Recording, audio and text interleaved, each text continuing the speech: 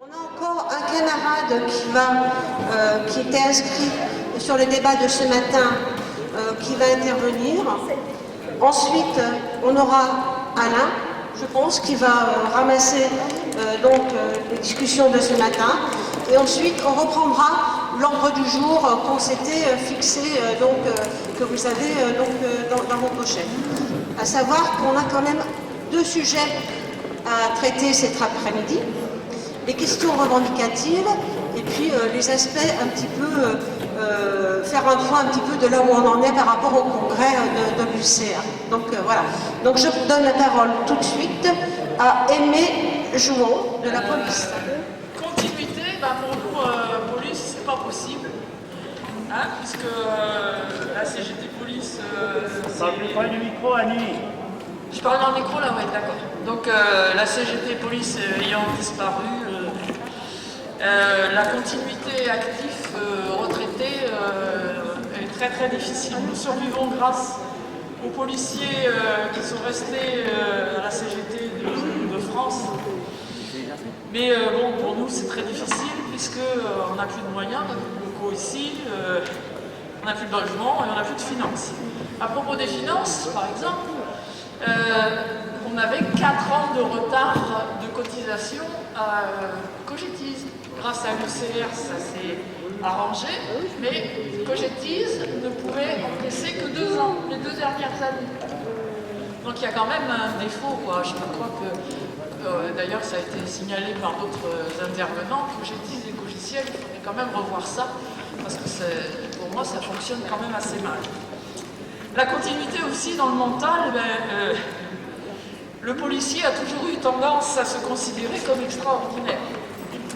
Hein, de par les pouvoirs qu'il détient et qui sont de plus en plus importants et réducteurs, je dirais, sur le plan des libertés, mais ils sont vraiment désespérément attachés.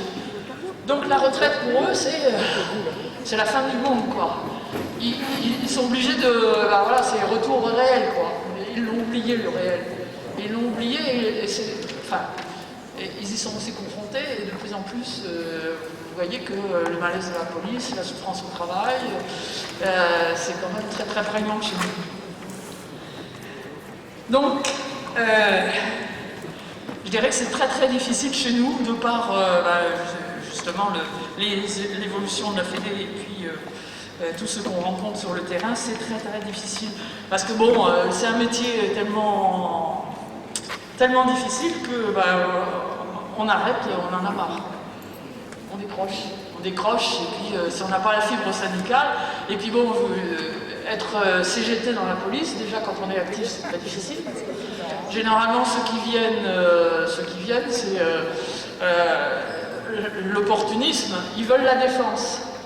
Et ils savent que quand les autonomes les ont abandonnés, parce que c'est souvent ça, il n'y a que la CGT qui prend. Donc il reste 1 an, le temps que l'affaire soit réglée, et puis après basta. Parce que l'étiquette CGT, évidemment, dans la police, ça fait mauvais genre. Et il y a beaucoup, la répression syndicale, elle existe, ça a des répercussions sur la carrière, mais aussi, il faut vraiment avoir les convictions CGT là pour rester. Alors des fois, oui, il y a le ras-le-bol quand on arrive à la retraite, on veut quand même un petit peu profiter de la vie. Donc j'ai parlé de Cogetise, je voudrais aussi parler sur la communication. Parce qu'on parle de faire aller à la pêche aux adhésions, ok, mais pour la pêche, il faut des appâts. Et là, des fois, c'est très difficile de les mettre en avant. Et quand je lis certaines analyses, d'ailleurs là, il y en a une, la communauté de presse sur le rapport Vachet, excusez-moi, des fois, il faut le décodeur, quoi. On a un langage qui n'est pas compréhensible pour tout le monde. Quand on parle là l'étatisation, vous lisez ça, qu'est-ce que c'est l'étatisation? Qu'est-ce qu'on veut dire par là? Donc il faudrait quand même une communication plus à la portée. On dit toujours que ce qui se conçoit aisément s'énonce clairement. Des fois on n'est pas clair. Et après sur le terrain c'est difficile pour expliquer. Voilà, c'est tout ce que j'en ai à dire. Bon, ramasser, c'est toujours un peu compliqué, mais peu importe. Moi, je repartirai simplement Dans un premier point, sur l'objectif de la campagne de renforcement double, donc renforcement de l'organisation par l'adhésion et le dispositif, un abonné de plus pour une nouvelle.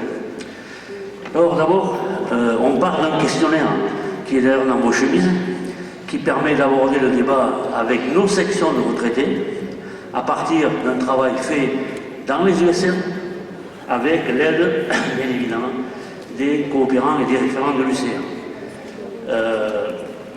Rapidement, on a bien vu dans nos débats de ce matin que, c'est venu d'ailleurs de quelques camarades, on a besoin d'avoir un travail croisé et que dans ce travail croisé, l'UCR apporte son aide, sa réflexion, permettant aux USR d'aborder ce débat de bonne manière. On voit bien que dans nos situations organes qu'on a aujourd'hui, nos difficultés, on ne peut pas s'arrêter uniquement aux chiffres. Nos difficultés, elles sont qu'on a un certain nombre de sections de retraités qui n'ont plus de vie.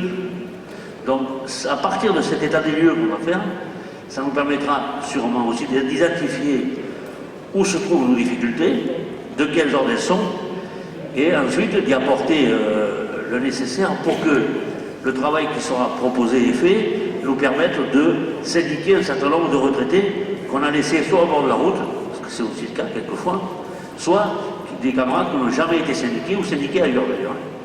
Donc voilà, on tirera un premier bilan de ce travail-là le 15 novembre. Ça nous permettra de là de voir un petit peu s'il faut corriger l'approche, s'il faut travailler autrement, on sera en mesure de le travailler. Il y a quelques questions quand même qui ce matin sont venues, mais qu'on connaissait déjà. Parce que si on prend la question du financement des organisations, c'est une question, depuis que je suis à l'UCR, je l'entends. Voilà, c'est pas nouveau. Sauf que maintenant, ça prend des proportions de plus en plus importantes. Alors pour des raisons X ou Y, un certain nombre d'idées sont en difficulté. Quand on est en difficulté, on réduit là où on peut, et bien souvent c'est sur les retraités. C'est pas très juste, mais ça existe. Ce que je rappelle quand même, c'est que la répartition de la cotisation, telle qu'elle a été définie au 48e Congrès confédéral, est reprise tout le long jusqu'au 52e.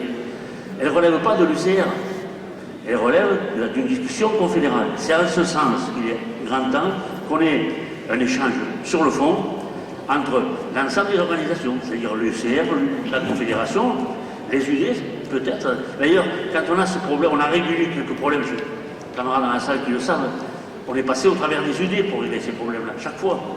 Et on pense que ce point, d'ailleurs je l'avais dit ce matin, dans ces difficultés-là, je crois qu'il faut les traiter avec intelligence. Il ne faut pas que ça devienne un point d'affrontement qui ensuite se traduit par des divergences.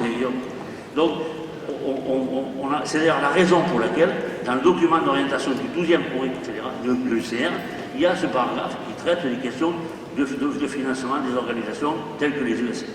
Alors, je crois que ça, il faut bien intégrer. Ça demande de notre part un travail, sûrement, comme tout, et ça demande aussi, à un moment donné, d'échanger plus au fond avec les structures que sont les UD. Ensuite, il ne s'agit pas de tirer dans tous les sens, ça ne sert à rien. On a besoin d'avoir... Alors après, les formes que ça prend, ce n'est pas un problème. On a besoin de pouvoir dire que nos organisations, elles fonctionnent avec des moyens qui sont les leurs. Je voulais juste vous donner quelques éléments. Alors, c'est dommage que nous les avons reçus hier soir, mais on vient d'identifier aujourd'hui, un peu plus précisément, une différence de divergence entre... Mais c'est pas étonnant, mais enfin, ça se précise. Une divergence entre le nombre de syndiqués payants, cotisation, cogétise, voilà pour être clair, et la situation cogicielle. Alors il peut y avoir un certain nombre d'éléments, des noms qui sont plusieurs fois, ça on l'a déjà trouvé, mais là c'est quand même un peu énorme, ça dépasse les 2000. Ça veut dire qu'en cogiciel, l'UCR, la structure, arrive à un peu plus de 99 000, 88 400 à peu près, et de l'autre côté, en cotisé, 97 000. On voit bien qu'il y a 2000 au milieu qui sont... donc il va falloir qu'on travaille un peu plus sur le fond. On pense quand même que là, si on a un échange sur le fond avec nos organisations que sont les USR et les sections, on va pouvoir identifier un certain nombre d'endroits et de points sur lequel il faut qu'on regarde un peu plus. Donc, et puis, comme est venu ce matin la question des cotisations et du nombre de thèmes par carte, là aussi, on peut dire qu'on a une évolution du taux de cotisation qui continue à monter de manière continue. Alors, c'est pas beaucoup, hein, c'est quelques 20 centimes tous les ans, mais ça continue à monter. Par contre, la moyenne de terme s'est stabilisée. Elle est stabilisée à un peu plus de 11. Donc, ça veut dire quand même que chez les retraités, on paye des termes, de manière générale. Ça, c'est un peu nouveau, parce que ce n'était pas le cas tout le temps. Et on voit bien que, alors, quand je dis la moyenne est à 10,74 aujourd'hui, le prix du terme, c'est une moyenne. C'est une moyenne globale. Hein, c'est pas... Après, quand on décompose par UFR, on retombe à peu près sur les mêmes situations qu'on a connues, qu'on vous avait donné d'ailleurs au comité général de janvier, avec ce qui était le plus haut, ce qui était le plus bas. Voilà, je crois que ça veut dire aussi que ce travail de mise en œuvre du 1%, il reste pris en compte par nos organisations. Alors, c'est peut-être plus long qu'on le pensait, sûrement, mais en tout cas, ça veut dire qu'on est sur une voie qui nous conduit à ça. Ça, c'est assez intéressant, et c'est pas nouveau, mais c'est intéressant. Voilà, en gros, ensuite,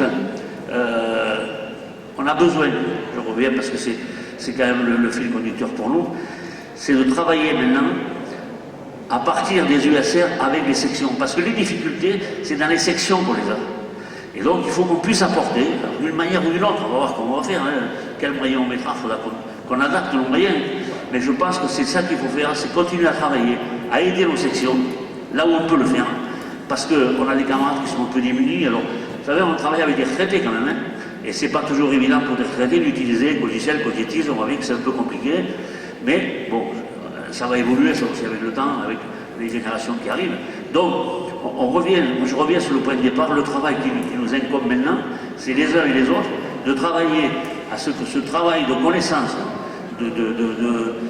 d'état des lieux en fait, et de propositions pour la suite, que ce soit en termes de renforcement ou en termes d'abonnement de vie nouvelle, il soit mis sur le devant, et cela à partir d'aujourd'hui, puisque le matériel que vous avez eu ce matin, pour ceux qui l'amènent avec eux, parce que c'est pas trop lourd, mais pour ceux pour qui ça représente un volume plus important, ça partira demain par les transports. Donc voilà, c'est-à-dire qu'à partir de là, il faut engager ce travail d'échange entre l'UCR, les USR et les sections. Et je crois qu'à partir de là, on sera sur une voie qui nous permettra d'identifier encore un peu mieux les difficultés qu'on a, là où elles sont, et comment on peut apporter une aide. En tout cas, sachez quand même qu'on a procédé un peu de la même manière lorsqu'on a préparé le congrès confédéral avec les multipros. On avait 2 mois pour le faire, ça s'est un peu accéléré. On a réalisé 87% de l'objectif. Si on fait la même chose en termes de renforcement et de vie nouvelle, ça devrait se voir quelque part. Je vous remercie. Cet après-midi de ne pas faire le pause. On a encore 2 questions sur lesquelles on va débattre. Donc, il est 13h30, je pense que jusqu'à 16h, ça peut le faire. Quoi, hein. Donc, voilà. Pas de pause et procéder de la même façon que ce matin. C'est-à-dire que les camarades qui souhaitent intervenir nous amènent le petit papier, là, leur nom, de façon à ce qu'on ne cherche pas qui doit intervenir, parce que, bon, effectivement, avec le masque, c'est déjà compliqué. Et j'ai vu depuis ce matin, depuis hier, qu'on a quand même beaucoup de camarades, de nouveaux camarades qui sont là, donc voilà, on ne connaît pas tout le monde. Donc quand on a le nom écrit, c'est beaucoup plus facile pour